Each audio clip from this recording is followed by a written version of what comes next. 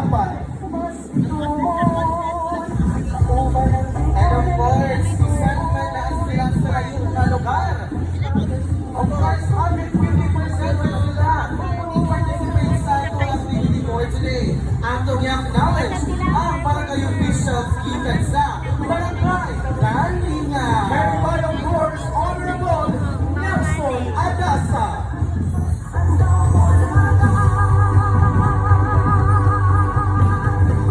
And ladies and gentlemen, ang pinakauna sa tanang poblasyon na natari sa lungsod sa Karin, ang i-acknowledge pampakan ang mga barangay officials given sa Barangay Poblasyon 1. Headed by Honorable Joseph Montisa.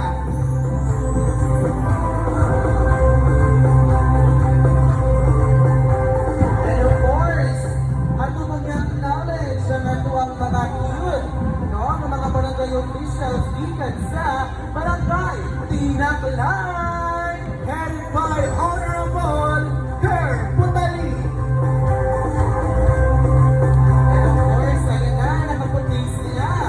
Atong papakan ang barangay officials sa Barangay Mialin. Headed by, of course, our ABC Vice President, Honorable Ray Ibarlen.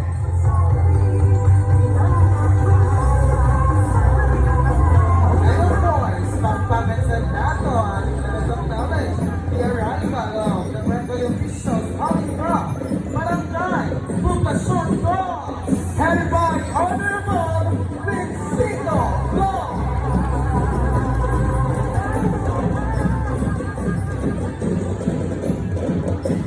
And of course, the last, last, of course, sa tuwang kanilang cluster ng mga barangay, atong pakpakan ang arrival sa tuwang mga barangay official given sa Barangay Poblasyon 4. Headed by Honorable Sungel Salinas.